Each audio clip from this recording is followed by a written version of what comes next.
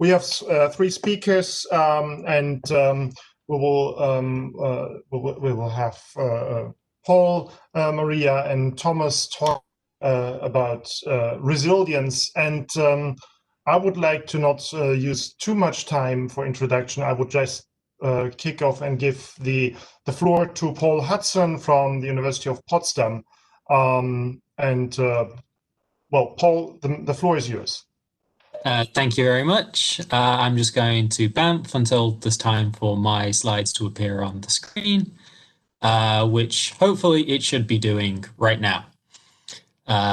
So I'll click play. So what I'm talking about is the use of affordability as a metric for just adaptation. You can't see my hands, but I'm going to move them a lot. In the form of how we want to adapt against flood risk, any type of risk, really, given the threat that climate change poses in many different ways, and how we can use that as a type of mechanism for thinking about how we want to approach these justice concerns in a whole range of ways. This presentation is kind of going to be a bit of a summary of three different papers that I've done in the past. One looking at how affordable is flood risk property adaptation measures, things like putting up a little flood barrier in front of your house, how affordable it could risk-based insurance premiums be in the future across Europe. And then this one, probably not going to talk about a lot, but it's about how these two things can be linked and how affordability is a problem that needs to be addressed. But the benefits we get from promoting risk reduction are sufficiently large that we can, readdress it in society quite effectively if we develop the right mechanisms. And then, if we have some time, how to link it back to this idea of nature in cities by a project that we did in Vietnam a couple of years ago now. And so really, what is this concern of affordability within flood risk management? Well, we could argue that we've seen over the last couple of years, or really longer, depending on how you want to think about it, is that there's a more individualized approach on or expectations of people's behavior in flood-prone areas or disaster-prone areas more generally, where you expect them to do more against the problem that they're suffering from, in addition to government actors or other stakeholders. It'd be things like, because you live in a floodplain zone, you must employ more mitigation measures. You have to make sure you've got these mobile flood barriers. You have to make sure that your basement is sufficiently water sealed. A whole range of different concerns, or you have to buy insurance. And so all of this is looking at different ways of placing a new burden or a new perspective on the people who have to adapt. You're expecting them to do something. And so we have to say, well, what contribution can a person actually make in this area? And that's what affordability is kind of looking at, coming from the idea that no matter what project you want to do, here's an example of a picture that we had from the project in Vietnam about getting the community to help clean up these waterways so that water could flow more smoothly around the city to reduce flood risk. No matter how you want to look at it, you have to pay for it. Does that money come from taxes and then eventually from the taxpayers? Is it determined by something at the national level, locally, or even do people have to pay directly for it every time they want to use the adaptation measure or have to employ it? And so that's what we're looking at here. We're basically asking with affordability as a metric for approaching justice concerns, is we're asking, well, what is a fair contribution that people should be expected to make? Especially in relation to these burdens or expectations we want to place on them. And there's different ways of understanding how we can actually approach affordability. And that's particularly important because especially when we look at many countries' insurance approaches and how they want to integrate disaster insurance into their disaster management approaches, a lot of the times we see that affordability is mentioned as a key criteria. Access to insurance must be widespread, it must be affordable, people must have affordable access to risk management tools, but it's never really defined precisely, or often it's not precisely defined of what do we actually mean by affordability. And realistically, in the environment that we're in, if we don't really define what something is and we don't make it have the potential for a numeric value, we will kind of sideline it to the other concerns that we can numerically value. And that gives us maybe in the future, maybe a bit of a misleading idea as we focus too much on one thing and not enough on another. So what are some of the ways we can look at affordability? Well, you could argue one approach is taking a very hardcore economic one, which says that something is affordable if people choose to buy it because they've made the right decision. This one's not really a great definition for what affordability could be, because it's looking at, well, you brought something. Excellent.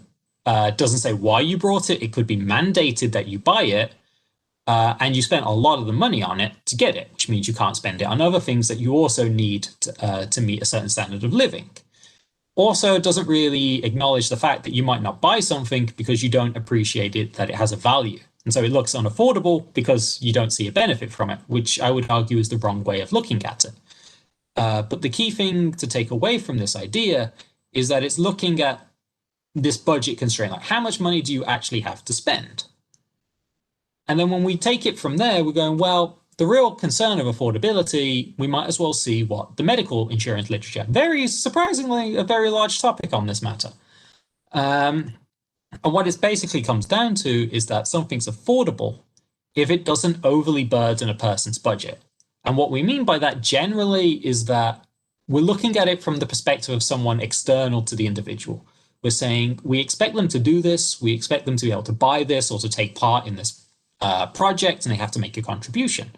So what is the type of contribution that we can expect them to make while meeting a certain standard of living or a certain expectation? So this would be that you can pay a decent rent for a decent place to live in, you can buy enough food, whatever. Whatever is that idea that you should be able to meet a standard of living that's deemed socially okay, and still be able to partake in whatever expectation or obligation we've now put upon you. Keep an eye on the time, plenty of time.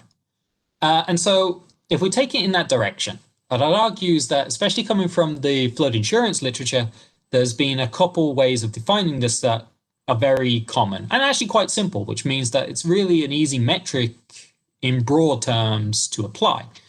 At least at a high level. One is what I would call an expenditure cap. This is probably something that's quite simple. 5% of disposable income, 10% of total income, whatever. It basically comes down to the fact that you shouldn't spend more than X% of your income on taking part in whatever adaptation measure we're talking about. So it's very much looking at, well, if we spend this much or less, or fewer, never remember which one it is, then we've not overly burdened the person's budget because we're not forcing them to spend too big of a chunk on the thing that they're not interested in. The other one is a residual income cap. This looks at it from the different direction. Instead of saying how much should people spend on it, you more strongly focus on saying people should be left with this amount of money. And that's an example of it down below, where I say, well, the contribution is kind of got to be smaller than the difference between income and a poverty line. Which of these two is arguably better? It's a bit of a subjective choice. I personally think that the second one is probably closer to what is intended, in the sense that, well, if we want people to meet a certain standard of living after this compulsory expenditure, or expected expenditure at least, then measuring it relative to this poverty line gives us kind of, in a very broad sense, what society says, well, this is kind of the minimum standard of living that we would hope people achieve. And of course, then what do you define a poverty line is quite a different topic by itself. And so then, now we've talked about those two main ways of looking at what affordability is and who is focused on it as what could be a fair contribution that they can make. The question is, well, how do we use it? What are some of the implications coming from it? And now we'll just share some of the results from those papers that I mentioned earlier. So you'll be, in a second, you'll see some horrible pictures because I am not a cartographer. So the examples that we'll pick on here are insurance and flood barriers, or wet flood proofing, as I think the case will be, because I didn't correct the typo. So with insurance, this is a horrible map. I do apologize. But the key thing to take from it is that, I hope you can see the mouse. I'll make a little. We've got here what would be the unaffordability of risk-based flood insurance premiums across Europe in, I think, 2010. So what this means, the more red a country is on average, the higher the percentage of its population would find it unaffordable from this expenditure definition. And then we've got the same here for a residual income definition that I mentioned. And then housing burden, I didn't mention it, but that's basically your insurance premium plus your rental or mortgage costs divided by your income. You see, big problems if left completely connected 100% to risk. But that depends on the flood risk model that we're going to use, so open for discussion there. But the more interesting thing in relation to this is, well, look at the difference between what happens if you use that expenditure cap definition, the housing burden definition, or the residual income. You get a very different idea of what is the problem of affordability across Europe. If you look at it from the residual income one, everyone in Europe is kind of the same. If you look at it under the expenditure cap, very different picture. Which one should we pick? That's a different question. And then we look at it for the mitigation measures here. I meant to change the title, sorry. Looking at wet flood proofing. So this is measures aiming to limit the damage once water has entered into your property. And because I'm throwing lots of colors at you, the darker the purple or the pink, depending on your eyesight, I've had some questions about that, the more unaffordable these measures are when we look at it from this idea of purchase affordability, which is simply that, do people have the money potentially upfront to pay for it if that's all they spend their income on it? Now, I've just presented here the one for using that residual income definition. See some big numbers more in Eastern Europe, less in Northern and Central Europe. And if we use the expenditure definition, everywhere is very, very high. And you may go going poor, that's of course because these measures are expensive. And so if you have to pay it up front, of course, lots of people are going to find it unaffordable. You go, you're right. That's why you can also convert it into an annual set of payments and see what that definition or what that difference is. And what we can see here, oh, I should have used a different color, sorry, is that the darker the color, the cheaper it becomes if you can pay for these mitigation measures annually. So we see where it was already affordable doesn't make a huge difference. Where it was unaffordable, being able to spread the cost of the mitigation measure over time made a humongous difference. But you'd notice that nowhere did the unaffordability drop to 0%. Like the biggest percentage drop we had is what, 78%. And if we compare it to, so it's never going to go away under this residual income approach, but when we used an expenditure cap instead, it completely vanishes. And then we can say we just need to make sure people have these mechanisms in the long run to share the costs, and everyone can afford it and take part. So, as I already hinted at, which one is better? Well, I can't really answer that question. It's a very subjective choice about what you think unaffordability is or affordability is, and how you want to approach it going forward. And what we've got here is we've got some very simple metrics that you can use to measure it. But what I think right now is probably the best consideration of how this idea of affordability and measuring it can be useful in looking at just adaptation is simply that, like a cost-benefit analysis, it doesn't really matter so much the end result, but more that it forces you to sit down and think about what you actually concerned about. Is it that you're concerned with this problem, with that problem? It's like a decision support tool in the way. Because how you decide to approach it, how you decide to set the threshold, how you decide to even define what type of affordability you're looking at in the first place, not only tells you who has the problem, where the problem is located in an area, but also maybe will guide you to what type of mechanisms you want to address it with. Still got a couple minutes, so this might be the last slide, depending on how long I take to talk about it. We have this idea here that once we know what type of metric we want to use and how you define it, then we can start to talk about what measures you want to use to make people's adaptation decisions much more affordable. You could use this idea of insurance vouchers. You simply pay for what is deemed to be unaffordable. Now, that's going to have a massive implication depending on how you define what is affordable. If you use a residual income one, you see it's never going to drop to zero. So for some people, you'll always have to pay for it, this voucher. And in other times, you'd say, well, it's 5%, we'll lower it over time, and then it's up to people themselves. You could see the same thing happened with the property resilience grants in the UK. That's another way of looking at it. And then for the mitigation measures, you can go, well, if we're only focused on expenditure definitions of affordability, then we just simply need a cheap, easy access loan to solve it. But that will never really solve the problem if you're concerned with it as a residual income measure. You'll always need some combination of the two. And now, as I'm about 20 seconds before the end of the presentation, I guess I'll stop here on this slide. With the basic idea of how to tie it back to nature, is a lot of this we're going to have to actively collaborate with the people on the ground to see, well, what does it actually mean?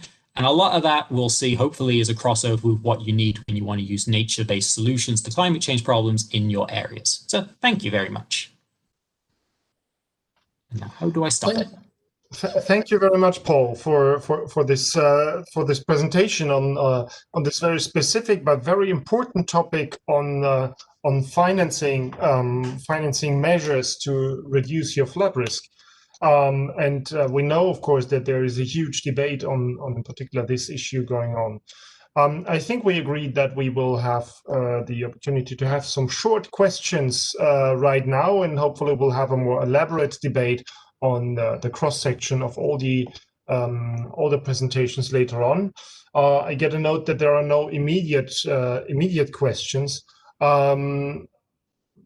If I may, I would like to just ask a factual question. I see that Thomas is raising his hand as well.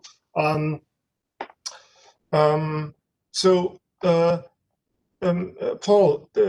you looked at affordability. And what strikes me is that there are countries, I remember the purple or pinkish map you showed. For some countries, there seems to be a high affordability, if I interpret your data correctly. At the same time, there is a low take-up. So there seems to be not a correlation between affordability and the actual take-up of measures. Yes. Have you looked into that, and can you explain that? Yes, in a sense. I think the reason why there might not be a direct correlation between the two of them is because of the focus that the definitions of affordability that I take actually are. It has no connection to what a person actually chooses to spend their money on. It's just that in potential, if they were to spend it, that it wouldn't become a burden. So it's divorced from a sense from the actual implementation of the measures. I would say it's by its construction there more than anything. Thomas had a question as well. Can you hear me? Yes. Okay, perfect, because I had some microphone problems first. The question is, your main proxy for your assessment is the income. Have you had any idea to change the ideas and focus on social vulnerability aspects, much more likely, not only to have the disposable income or income, but also follow out such as like unemployment, gender, age, etc., etc.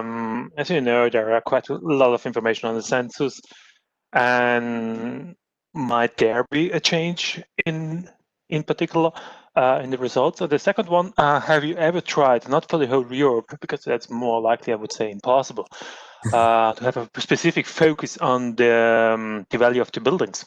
Such as it might be quite interesting to see if you take the proxy like buildings exposed buildings, but also the exposed buildings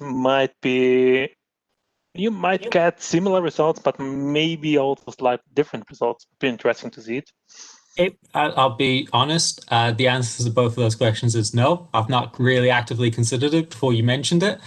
The second one is probably about tying it to building level specifically, if I got the gist of that question correctly. That would be a very interesting way of doing it, but I feel like to a certain degree, if you want to fit it into the policy making context, I'm not sure you'd ever be able to go for such nuances per se, and you'd probably end up having a much broader measure of what it is to be unaffordable just to try and keep it as simple as possible. But without doing it, I don't know how much that would change. And in terms of the first one about the idea of the different social vulnerability indicators,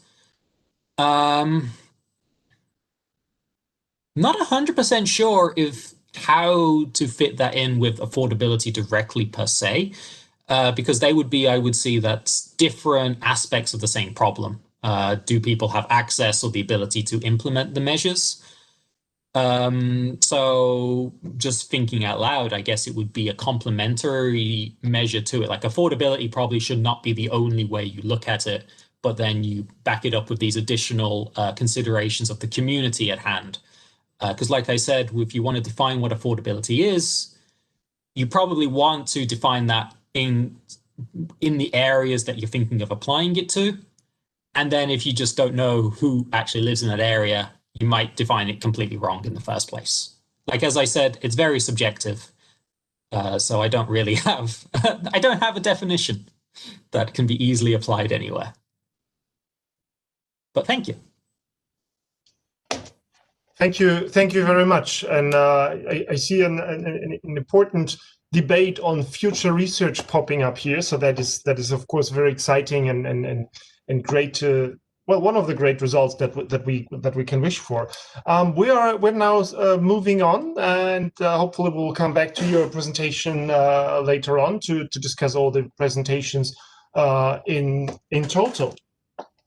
It's my great pleasure and honor to introduce Maria Viotar. So Viotar, I think, is the proper pronunciation, from the University of the Basque Country, from Spain. And I'm very curious about your presentation, and I'm happy that you're presenting right now in our session on resilience and justice issues. And I will not spend much more of the time. Maria, the floor is yours. Please, if you share the screen and start your presentation. Thank you very much. Good afternoon from Spain. As you said, my name is Maria Viota, and I am happy to share our work with you from the University of the Basque Country in Spain at UNESCO Share on Sustainable Development and Environmental Education. We are a team with a main research line on ecosystem services, and I will share with you some results on the contribution of urban green spaces on city dwellers' health in the Basque Country. So first of all, I'd like to contextualize this work within the project in which it's being developed. And afterwards, I will show you the methodology we followed and the main results and possible applications it may have to contribute to increase the quality of life of urban dwellers. This work is framed in the project Ecosystem Services Assessment of the Basque Country, and this project has been developed for more than 10 years and has developed the conceptual and methodological framework of the UN program Millennium Ecosystem Assessment. The main idea, as you can see in the figure, is that decision-making affects ecosystems and poses threats as may reinforce some drivers of change.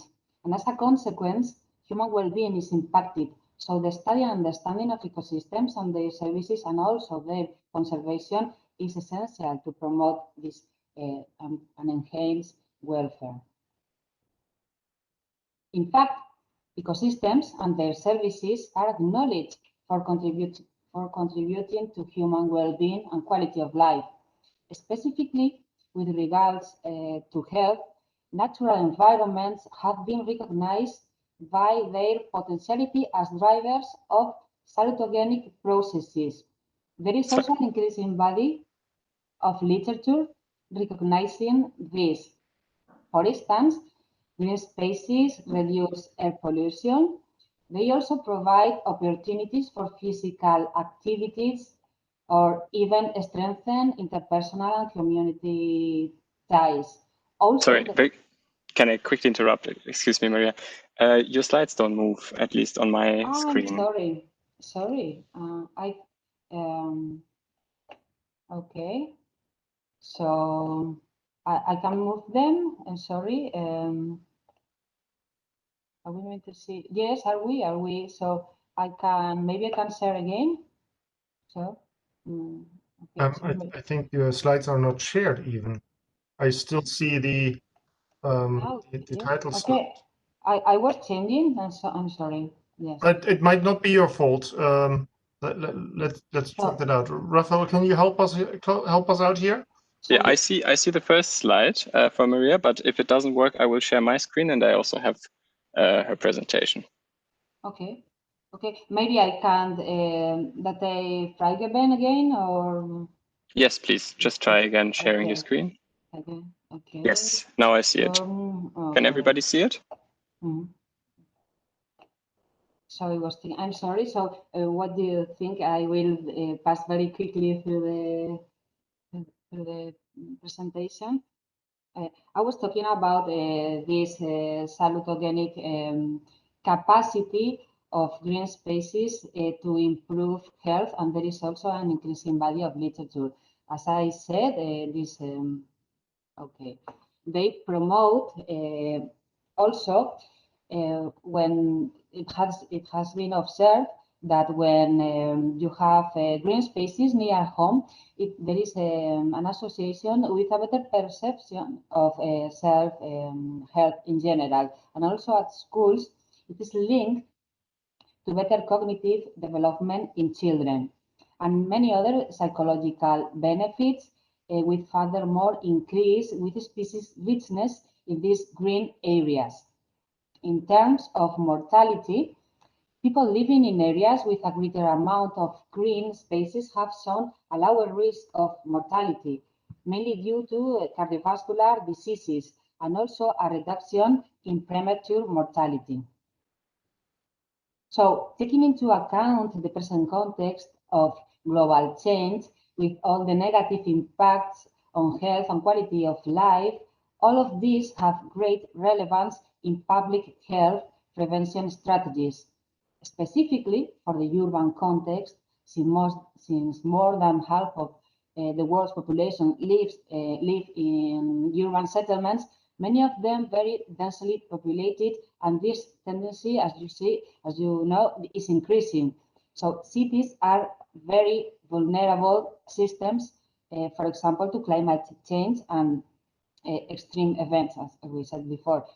Moreover, if we analyze this from a distributive perspective, it has also been seen that green spaces may favor more the most deprived, and inequality in terms of income may be less pronounced in populations with greater exposure to green spaces. Classically, determinants of health have been examined in social environment, but natural environments have a great contribution as well. So there is a need to understand the benefits of these green areas, their potential inequalities in their distribution, and the capacity to reduce those inequalities in order to develop management tools such as nature-based solutions focused on the resilience and counteracting of inequalities. So in this study, we explore the relationship between urban green spaces, and I mean urban green infrastructure, and mortality in the Basque Country and under different socioeconomic contexts to test for the contribution of these urban green spaces to health for people. So the study was conducted for the urban areas, as I said, in the Basque Country, which is an autonomous community in northern Spain, which covers a surface of more than 7,000 square kilometers and a population of more than 2 million people, with 3 big metropolitan areas densely populated. We focused on urban areas according to the degree of imperviousness, and where we expected a more detectable contribution of green spaces. For the health indicators, we worked with the relative risk of mortality, and green spaces were estimated by NVVI at a resolution of 2.5 meters, and it was also in 5 socioeconomic contexts, which are known to influence health, as defined by a national deprivation index that includes the variability regarding work and employment, education, housing environment, and single mother households. Principal component analysis and Pearson correlation coefficients were calculated for all the variables to select the indicators. Subsequently, general linear models were run introducing the deprivation group and the exposure to green spaces expressed as NTBI quintile surface as factors. All the data were retrieved from official public sources and examined by GIS and this and R software. So the indicators selected for mortality and green space were the relative mortality risk of lung cancer, according to the variability retained by the PCA analysis, and also the proportion of urban green spaces. The PUL data showed an inverse correlation between this green surface and mortality. So the greener, the less mortality. And this mortality risk was for both sexes different across socioeconomic deprivation groups. For the case of men, this mortality increased as deprivation did. So poor people have a greater probability of death, and the opposite pattern was found for women, where the most vulnerable group, deprivation number 5, showed lower mortality risk. As you can see here in this graph, this mortality for men increased as deprivation did. The deprivation groups are the most deprived group is the darker one, and the general linear model fit for men showed a significant decrease in this mortality according to the increasing of the exposure to green. And it also showed an effect of the interaction between this deprivation index, this socioeconomic context, and the exposure to green.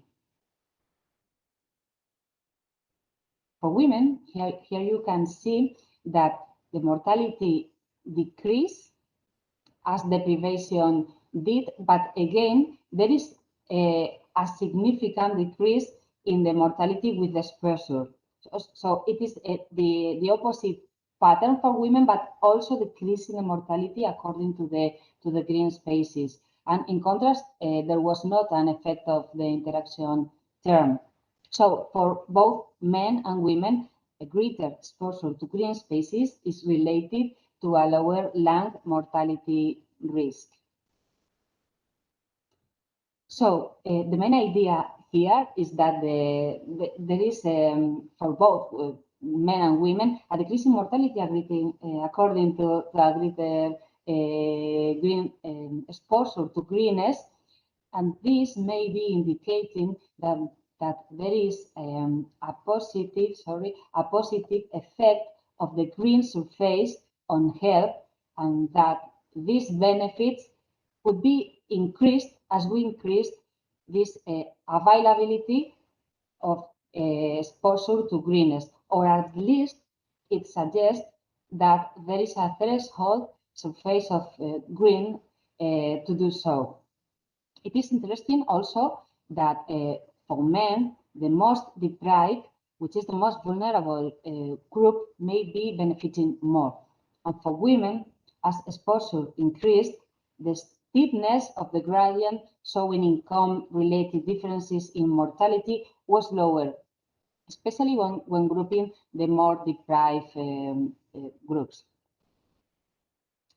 So, with these results, we aimed at highlighting the potential salutogenic processes mediated by green spaces and the key role of green availability and distribution in terms of public health, welfare, including an equity of lens for the most vulnerable, with special attention to women that, according to these results, may be depending more on local environment.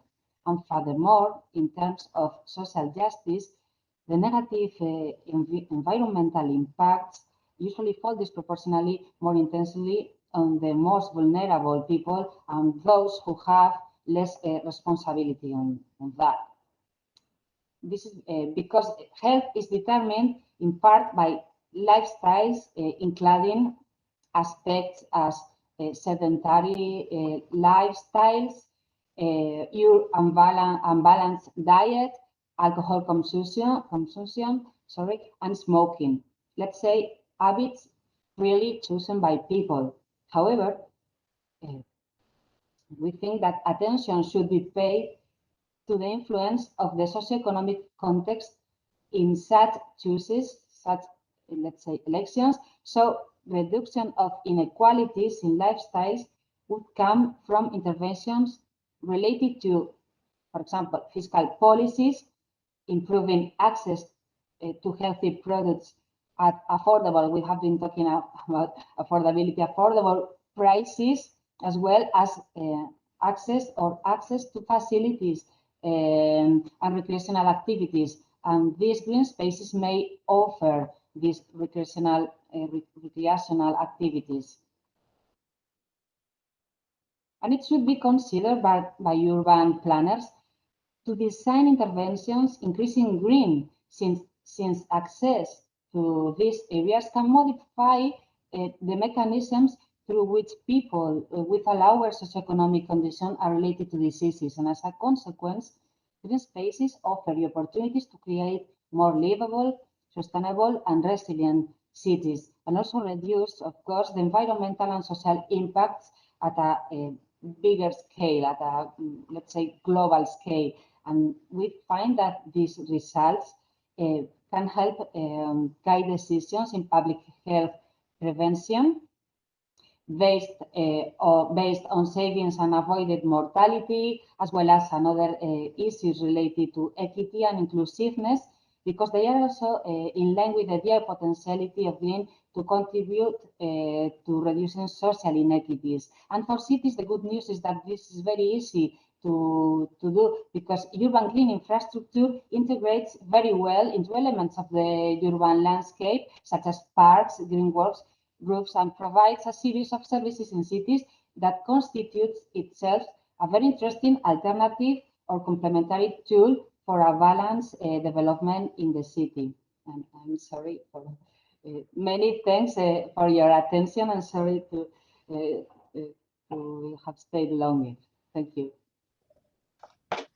Thank you very much, Maria. That is very exciting and special research that you're presenting here. And we are coming now from the private realm that Paul was discussing to the public spaces. I'm not sure whether there are questions in the chat, but if not, I would just use my prerogative as a moderator and well, ask if someone of us has questions. So I see Paul. Paul, please. Yes. So first is for a little bit of clarification to make sure I understood correctly. The results of your study said that greening the deprived areas effectively had the biggest impact because the most deprived people got an additional an additional benefit compared to other groups from the nature, correct? Yes. Mm-hmm. Okay. So with that in mind, maybe it's more of a curiosity questions. When you're saying that the planning has to be more inclusive or equitable, the suggestions that you seem to provide was still very from the top down of in the planning office. But then if you're also giving the benefits from the more deprived people, I may be completely wrong, but I'm guessing they already don't have much of an interaction in integrating themselves already in the planning decisions. So I don't know if there's an additional mechanism or something you may need to not just have a fiscal policy to address this inequality, or do you need something else to try and get more of a bottom-up complement as well? Mm-hmm. Thank you, Paul. Yes, okay, the group, the research team in which I work has also a very good relationship with with planners, there is a collaborative work. So last year, the main tool for planning at a regional, the directive of planning for a regional Basque directive included for the first time green infrastructure as a I don't know how to say, as a condition to bear in mind. So it includes these green corridors, it includes the protection of biodiversity. So there is a real dialogue between science and management, at least in this area. Of course, there is many work to do, but this is really being step by step applied to urban planning at a regional scale. And the idea is that it also these notions of urban green, not only urban, the green infrastructure also can be applied to, of course, to the municipal level, which is very, very important. I'm sorry, I don't know if I reply to your question exactly. I don't know if not quite. Like, I was more thinking of like, it's still the description that you provided. It was the science talking to the municipal bodies. But if you are like regreening greening a deprived city area, if you were just to come in like as the city government and say we're now greening this area, even if you're doing it because it brings an inclusive, like a extra inclusive benefit, is it still might not also not be a different type of inequality without explaining, without getting the people on board to get like a participatory, how to say, like sort of understanding of the benefits and where maybe in a particular community should be green? I got from the impression that's not how the approach works, which I guess is the answer as well to the question. So, yes, okay. thank you. I think I'm not able to answer this. That's all right. Well, thank you for trying. Thank you.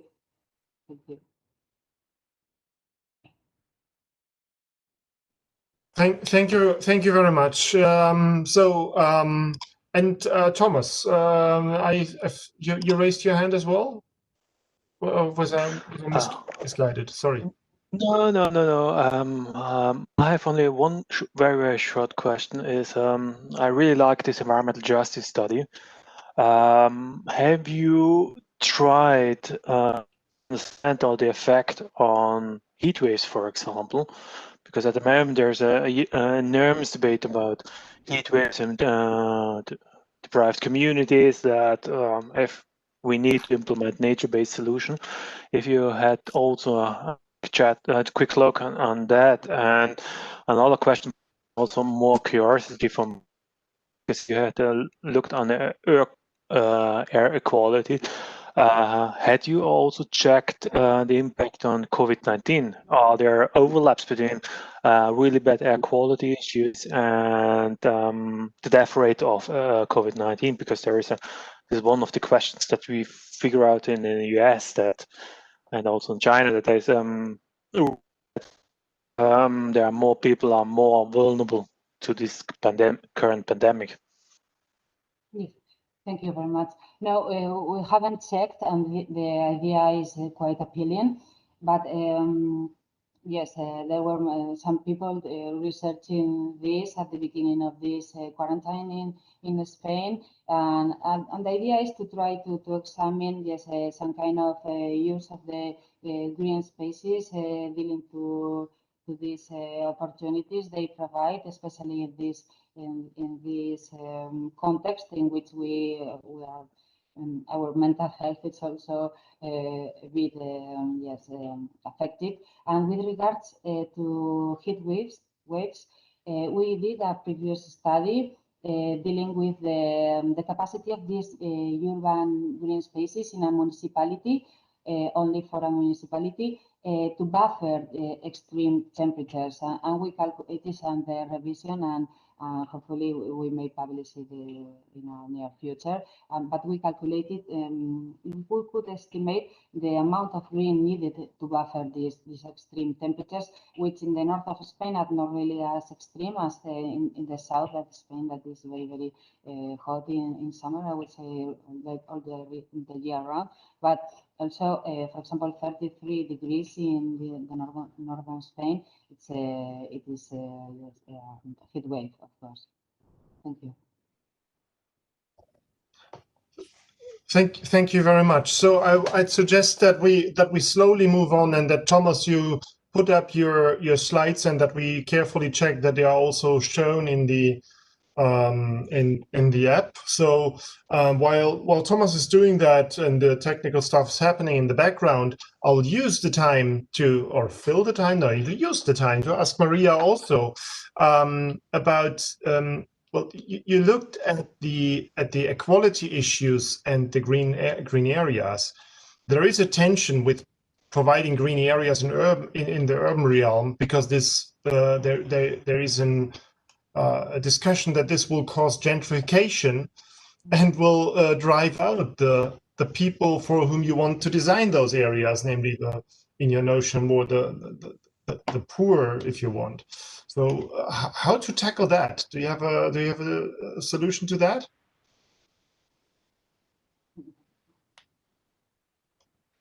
No, I'm sorry, I don't have the solution, but this is very, yes, this is like a first approach to examine that. So that might be something to discuss also later on. I mean, we haven't yet discussed the dynamics that happen, both also in Paul's presentation.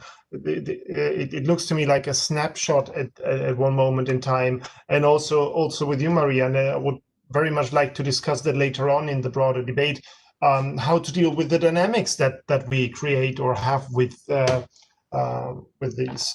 And I see that the picture is now slowly showing in the with Thomas shared screen. Let me check. And also with you, Maria, and I would very much like. Okay, so sorry, and so it seems also to show in the app. So Thomas, I would like to give the floor to you, Thomas Thaler from the University of Life Science, the BOKU in Vienna, and Thomas, the floor is yours, and I would like to invite you to talk with us about social justice and resilience. Thank you very much, Thomas. I try to make it as quick as possible. In fact, I'm showing you several projects from the last couple of years, and also the new ones, which in fact are touching Paul and Maria's work. I only switched off the video because I think my daughter is eating my internet connection, and I try to survive the next couple of minutes because she already wants to jump in and crash the party. So the idea for today, or also to close the session, is like to show you a debate. It's more like also conceptual work.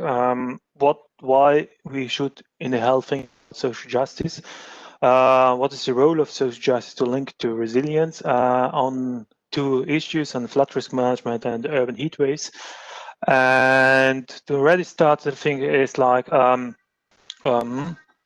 Thomas, just a tiny note, you might want to switch on your camera so that we can also see you well, not only your visualization.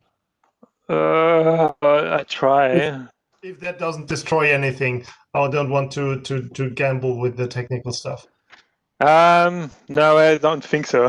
It doesn't work. Okay, wonderful. And just continue. I will try. You can see him.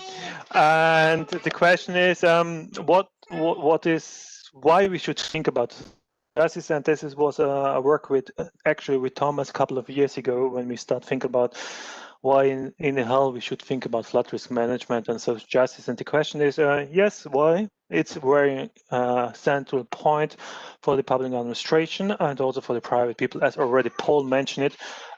What justified to protect something, and something also what justifies not to protect something. Should a private landowner pay for it? Should a private person pay a little bit? Should they pay everything by themselves? How we increase, just not like a distribution justice, but also procedural justice. How people can influence, for example, the risk management strategies, or should we go in the classical ones? Should we sacrifice certain land, for example, for other people, such as like a hospital or for a retirement house? Or should we only protect the rich people and the deprived communities should get flooded because they are less worth? Wait, to a second.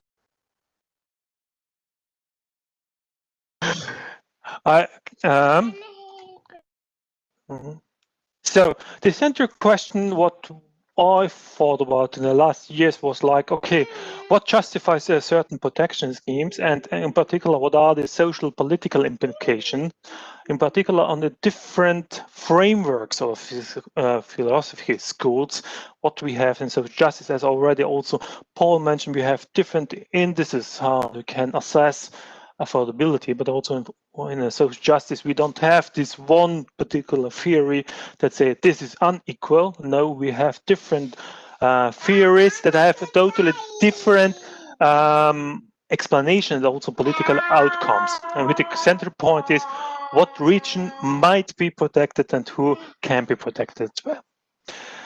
In the different frameworks of justice and resilience, we should start a little bit at the beginning is like, okay, we have justice and dimension of justice. We have different philosophy schools and theoretical concepts. We have somehow also the dimension of resilience. We have engineering resilience and ecological resilience. And the last thing what we have, and we should not forget about it, we have also the classical real problem, as Maria said, with environmental justice, and we have social justice issues. And in the last couple of years, we have much more likely in the climate justice. This intergenerational point. If we take no actions that might influence the future generations, such as like my small daughter, you can see here on the screen. At the beginning, what are different frameworks? As I already said, we don't have this classical one framework and saying, okay, this is fair, this is unfair.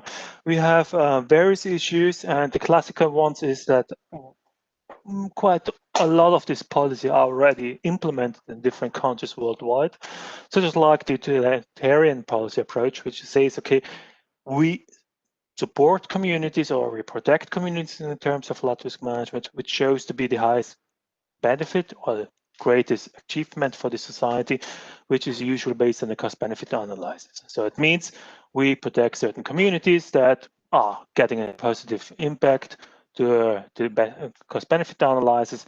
All the communities that have cost-benefit ratio get nothing, or maybe in 20, 30 years, which is a very strong impact. And you can find these things such as like in England and Wales. But we also have other issues such as like a libertarian policy approach, which for many people gets annoyed a little bit, because what is saying this comes from Hayek, and he mentioned, okay, the state is the evil thing, and in the libertarian social justice means that the state is only providing rules and the basic information, and the rest needs to be done by the people by itself. So you already can see that has totally two different issues. One is like just a cost benefit. It's not everyone is taken out by the private. But the other thing is much more radical and saying, well, the private has to take the main approach, but we have also all the justice and saying, okay, we have to focus on the most vulnerable group, whatever it is. The most is another question, but usually that's defined by, okay, the low-income families. Let's see very different approaches that has different implications. What I would like to show you is an example from the Alps, and in particular having a look on the right side of the map. Now the left side, that is Switzerland, is the evil part of the country. We are the positive ones, we are Austria. And what you can see here, it's like an assessment of exposed buildings in the upper part of the catchment. We have the mountain hazards issue, and there you can find a lot of red dots. So the red means really bad. That's like also the Corona traffic light system in Austria. It means everything is red, but here it's what is showing you exactly, and that in one of these communities, quite a lot of exposed buildings you can find, which have a certain thing also high income. Some of you might love skiing, and maybe you like to go skiing in Salzburg or in Tyrol or Vorarlberg, and with great chance your hostel or hotel where you are living or staying overnight is in a red zone, in a danger zone for avalanche bursts. So what we found out is that, in particular from the 70s onwards, we can find quite an enormous pressure to build new houses in the floodplain area, and that causes quite a lot of problems in terms of what we should protect. The second thing is that we had also looked a little bit in the last 150 years about where all actual damage occurred. We distinguish between floods, landslide, rockfall, and snow avalanche. And also there we figure out certain hotspots in Austria, and it's not equal distributed, such as like the problem of flooding is not an equal distribution. It's more communities are more hit more often, and often this goes quite hand in hand also with exposed buildings, which means communities with a high exposure are also sometimes quite highly affected by the past flood events in the last 100 years. So a really bad coincidence. So the answer to the question is, it's not my study, unfortunately. This was a study conducted by colleagues from the Netherlands, from the University of Amsterdam, from Brenton Youngman, is okay, what we have two problems. One is climate change might increase the problem. And the second thing is like the land use change. And the question is, we need to respond on it. We have to try to find.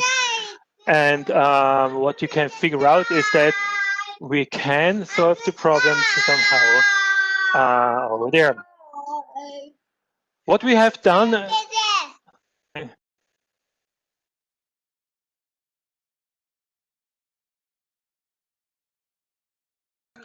What we can see, what you can figure out is like we try to understand this a little bit, combining different justice tools and showing what are the implications, what somehow also Paul did in different assessment of indicators of how we can measure affordability. What we have tried to understand is if you introduce such a new justice philosophy in Austrian flood risk management, you might get a slightly different results. Just like over there, you're going saying, okay, what are the most vulnerable? We try to understand the average building values. You get a total different results if you, for example, you go to the utilitarism, which focus on the value of the houses. What does it mean? That for particular here, that communities with high value houses are getting better off than, for example, communities with in the peripheral areas, in the out regions, such as you can find over here.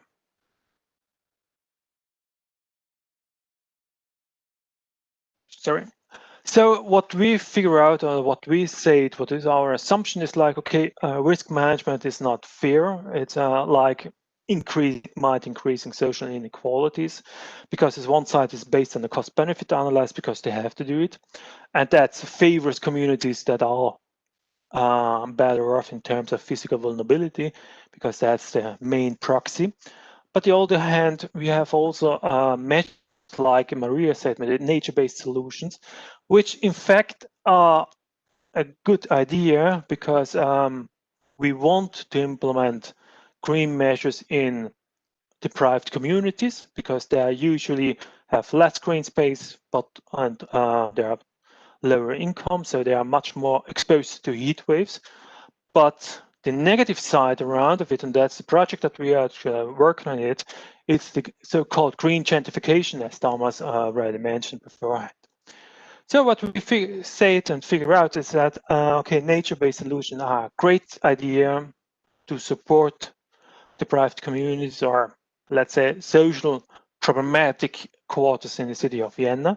But at the same time, these are creating some problems because they're increasing in rents.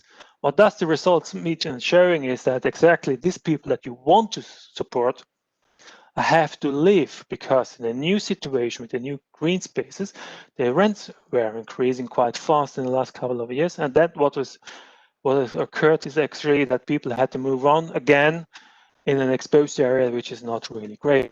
So what's at the moment what we figure out in the city of Vienna, and what we want also more going on in the future, is that nature-based solutions are a great deal. They are quite prominent and promising at the moment, but often the city of Vienna, for example, and I know it also from many other European and outer global cities, they have no tools how to think about to deal with this non-intended side effects, these negative trade-offs, such as like, okay, first of all, we want to reduce inequalities, but in the same time, if we implement these measures, we increase inequalities. And they have absolutely no response to that, because their main focus are actually on the first side, but not on the consequence. So to sum up a little bit, we had seen in the last years, there is a huge problems in Austria. We have quite a lot of people and housing in exposed areas, but at the moment, the government is saying, well, we want to make an equal distribution across the country. Nobody should be left.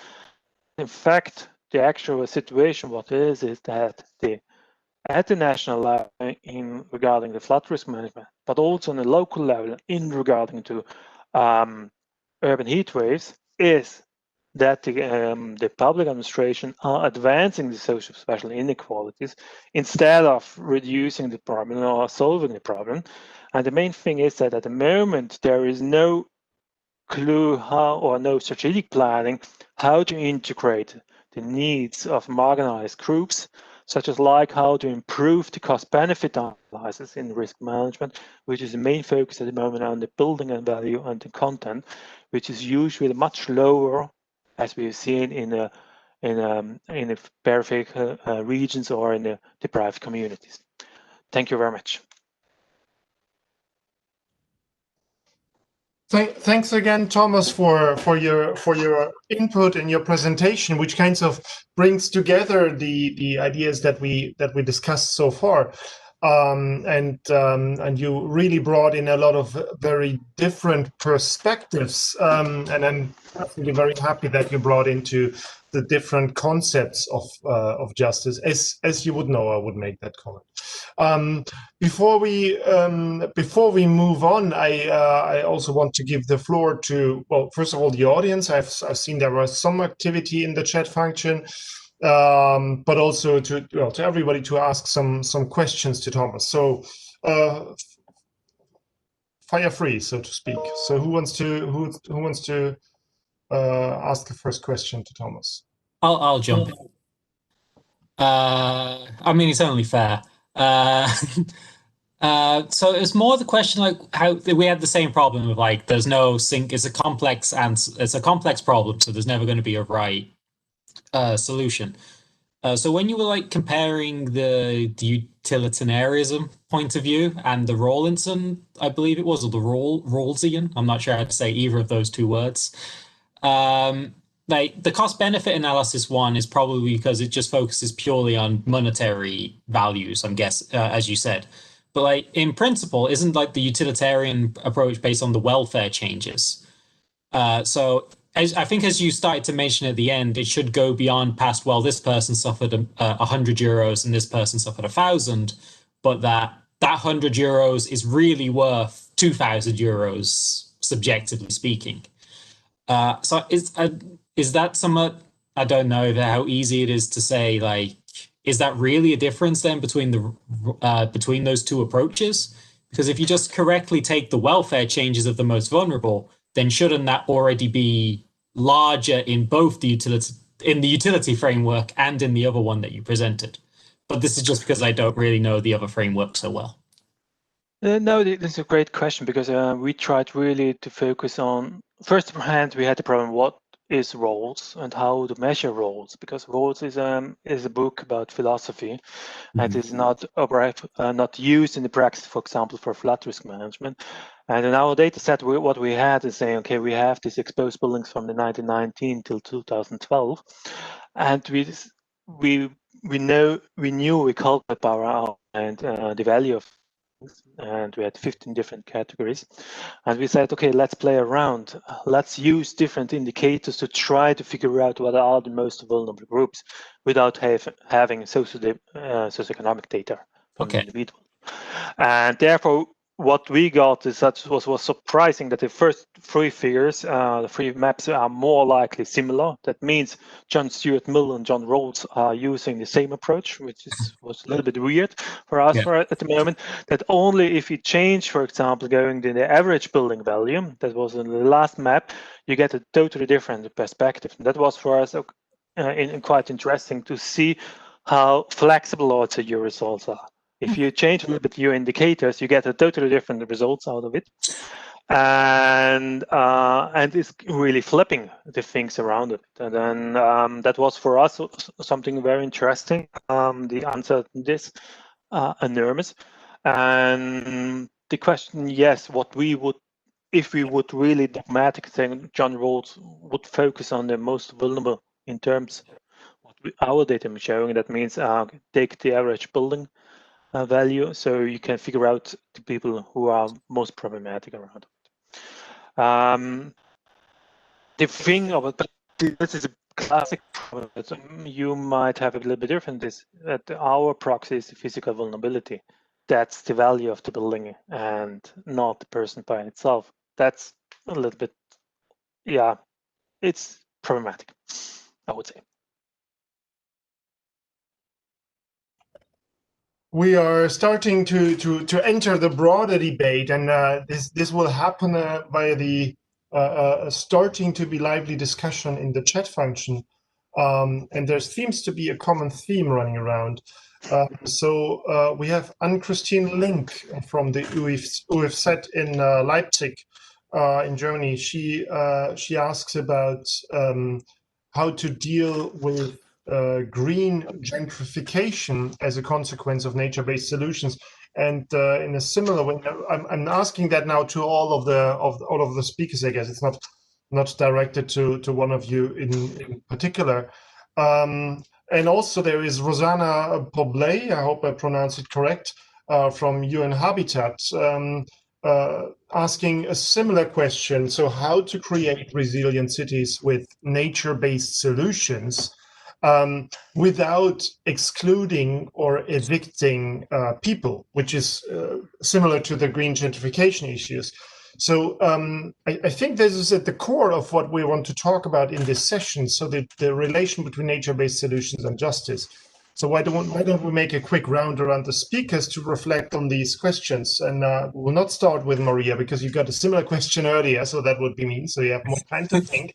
It's a challenging question. So Paul, why don't you give it a first start? I guess that's fair, because I might have asked a very similar type of question. I feel this gets back to the idea that you said, Thomas, earlier about it's a dynamic situation, in that I guess as what also Thomas said about the inequalities, like when you do the flood risk management approaches,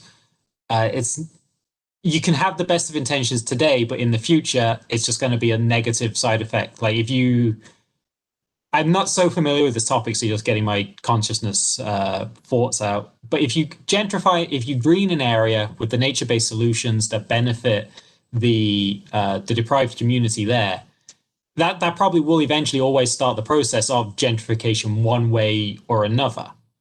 I mean, we've seen it plenty of times, like when a deprived area in a city starts to get redeveloped, and then eventually that becomes a new attractive area because you've made it a better place to live in. So I don't think it's really going to be a long run. I can't see a way of avoiding that situation. The best way I can think about it is if you have to do it in a way that's like participatory at the beginning of the project, that acknowledges that, yes, we're going to have to deal with this trade-off in the future. And then sit down at those points going, okay, how would we deal with this trade-off? How would you, the people living here at this moment, what would you consider? Is this something that you want to risk? Are you saying the benefits in the next 5 years potentially outweigh the risk in 10 years that you have to leave? I don't know. I feel that has to be the best way to acknowledge that trade-off has to come from the people who are potentially at risk of the gentrification. Maybe it's something they want to risk, maybe not. I don't know. That's my simple answer. Not simple at all. Thank you very much. I would like to give the floor now to Thomas to reflect on this very tricky issue. And how would you answer these questions? Well, the actual point is that at the moment we're not really we have some ideas, but we haven't really analyzed it. The most simple question would be, of course, social housing, because there can you reduce the increase of the rents, because, for example, green gentrification in Vienna is not that central issue, but the city is on risk. They should have a take on look on it. But the other thing is, okay, Vienna has 60% of the people are living in social houses, so you can buffer it a little bit. That's a huge advance. But this is the most simplistic. What we think at the moment is that we, first of hand, we have to recognize this problem, which is the policymakers are a huge problem that they only focus on one side or the other side, not integrating both things. I think it is already a step in advance. Yeah, the most point what I would say, okay, this problem will stop if the whole city is green, because then the people have not any more the chances to pass on or to move forward, which is the most horrible issue, because that means you are waiting. We have somehow in Vienna some routes how to not increase the rents too fast, but there's a very strong top-down policy so far in Austria. Depends how that go in the future with a new government direction, of course. And for example, if we still keep going on in Vienna with the social houses, I know in other countries it's totally different, the situation. Yeah. Well, I think you're now very modest on Vienna. I think that's one of the prime examples where stopping increasing rents is successful. I think we can actually learn a lot from Vienna in that respect, but that requires a very strong and consistent strategic land management. Yeah, definitely, and we have to say also some negative insight.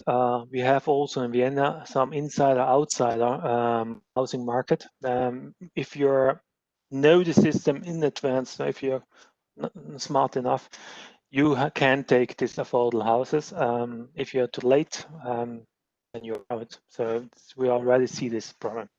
We get more questions, but I would like to give Maria the chance to react to the green gentrification issue briefly, if you want to add something to that. And I see that we get more questions then. So Maria.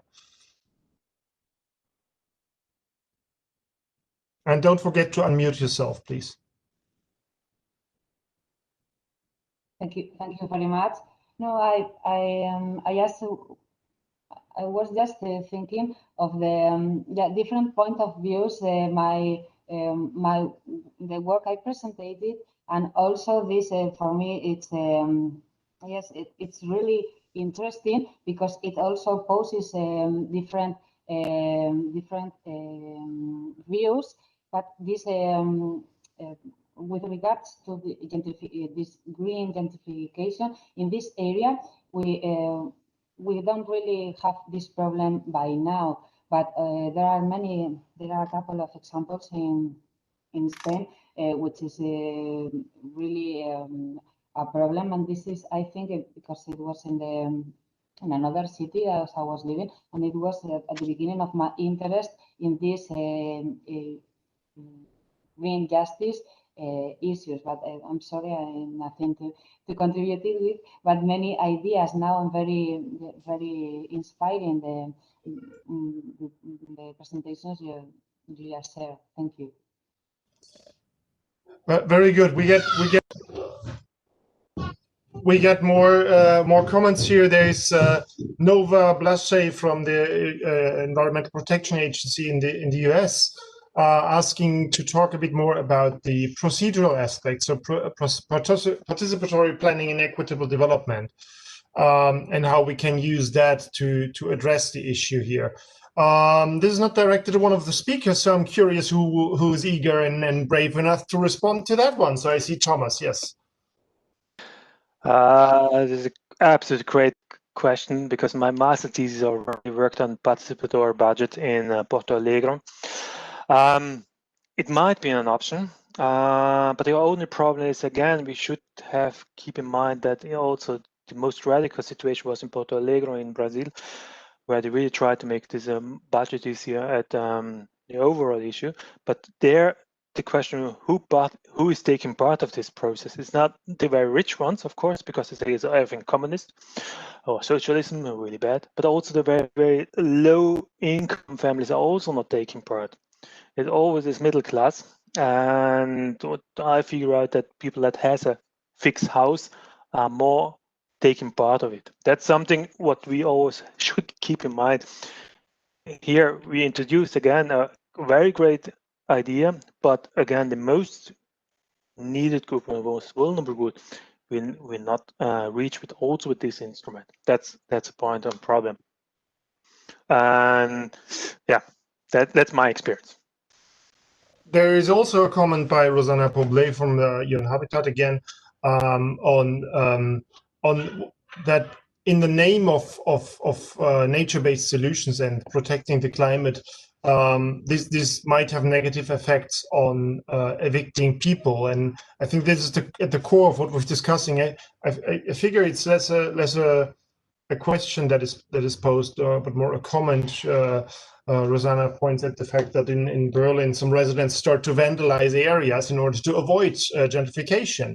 I'm very curious to hear more about that example. That sounds very interesting to me. I think if I may, then when Thomas and I started to design the session, we were very curious what we will get here. But one of the issues that seems to come up, and this seems to be a bit under-researched, is the aspect of dynamics in social inequality. So I've talked earlier about these snapshots, and I'm now based in the Netherlands, where you have barely protective measures by inhabitants. And in part, that has to do with the technical engineers and the engineers of Delft to provide all the dikes and stuff.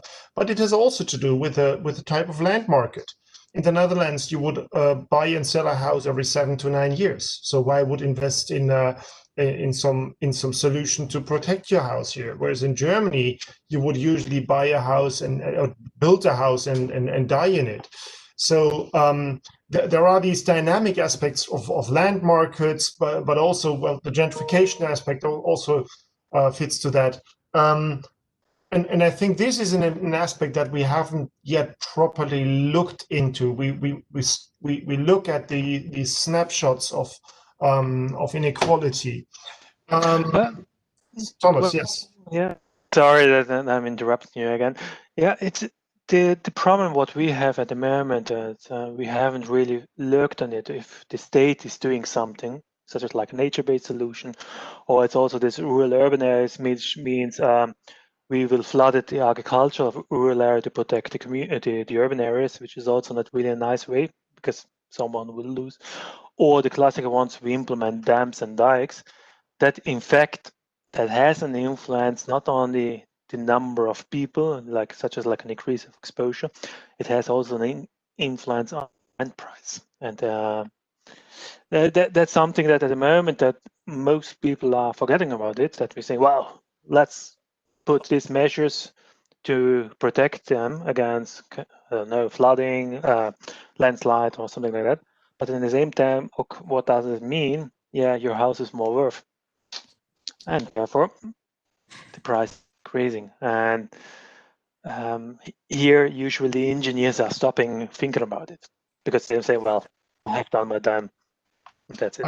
I will use that for a commercial break because we're talking about the land price, and also Annika Schmidt from the UFZ in Leipzig is pointing at the fact that also in Germany there are I tend to say desperate acts of land policy try to reduce.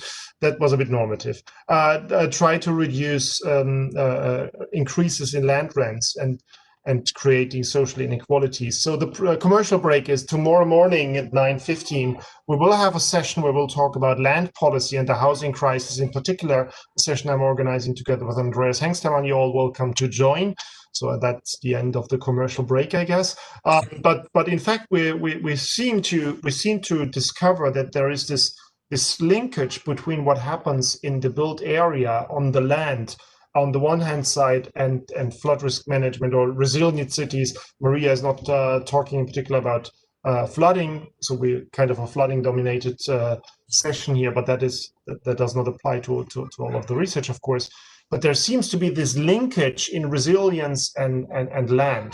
Another part of the commercial break might be to announce them to check out the European cost action on land for flood, land, then a for, and then a flood, landforflood.eu, where we discuss exactly these issues, and you're all welcome to join and to participate.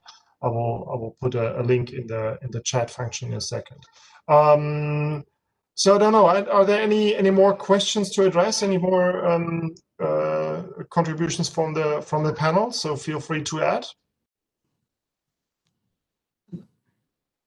No, just I guess one of the things, looking at the last three questions that we got from the audience, to me it all seems to be tied around to the fact that the people who are getting effective were displaced from the process of actually making the decision, and so you've got a complex social conflict to manage.